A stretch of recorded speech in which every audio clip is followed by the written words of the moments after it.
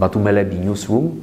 I really wanted to come here in person, also to show our solidarity and our support with you, with Mzia, who has been for many months now in prison, waiting for the final verdict of the court. Mzia's case is very high on the agenda. We are all watching what is happening with huge concern. As you know, there was a debate in the European Parliament on the freedom of media in Georgia and on the case of Mzia. European Parliament adopted a resolution only yesterday. You have seen the text. I have spoken about Mzia's case myself in the past. I think that Mzia became a symbol of journalistic courage, and we are all shocked with disproportionality of her case, and we are all waiting for the outcome of the procedure. I know that she risks a huge and grossly disproportionate sentence of up to 7 years in prison for something that we all know is completely out of proportion with the potential sentence. We know that Mzia and Batumeleby has been always critical of the authorities, independent of who was the authorities. We know your track record of always being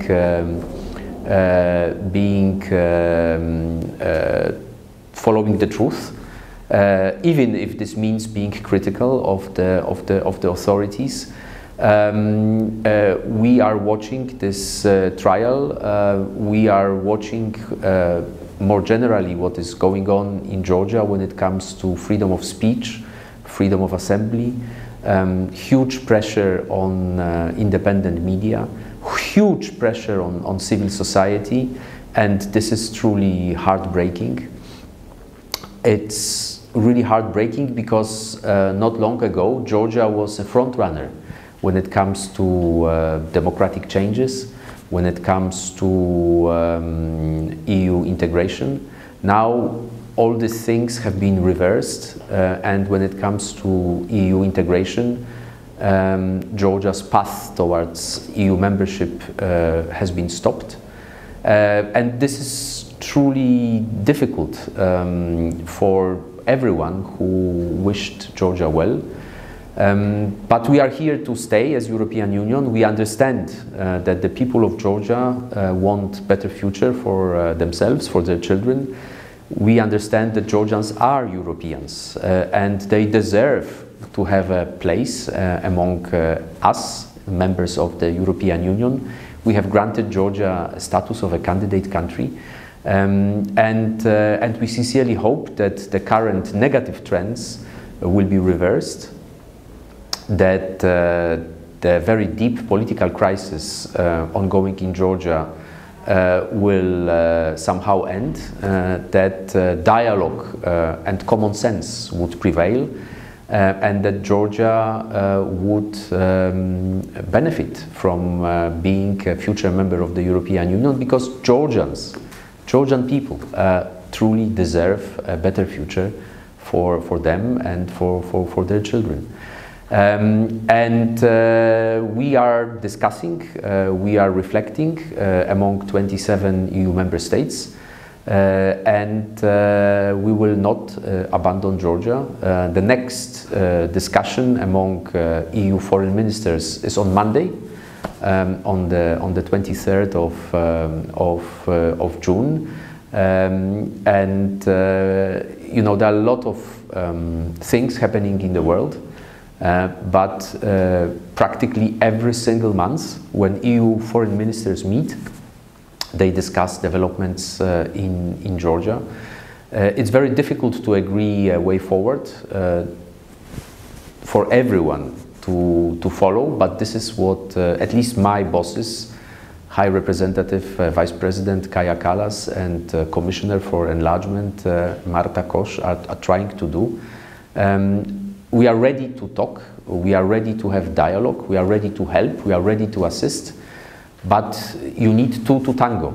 And unfortunately, we don't see any opening, any goodwill on part of the authorities. On the contrary, we see a very deteriorating human rights situation. We see backsliding on democratic values. Civil society organizations are under attack. Independent media are being pressured. And there is ongoing attack on the European Union. European Union is being demonized. European Union is being ridiculed. Many European politicians are being insulted. And this is, truly heartbreaking. We were going to be patient. We have decided as European Union to welcome Georgia as one of our member states, but this needs to happen based on very clear criteria that apply to everyone, to every candidate country.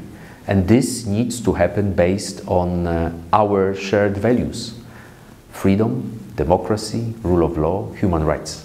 Those issues from the point of European Union are non-negotiable. And unfortunately, for the last period, Georgia, instead of getting closer to the European Union, like other countries, like Ukraine, like Moldova, is drifting away. For me, as EU ambassador in Georgia, this is really regrettable, this is heartbreaking, but we are not losing hope.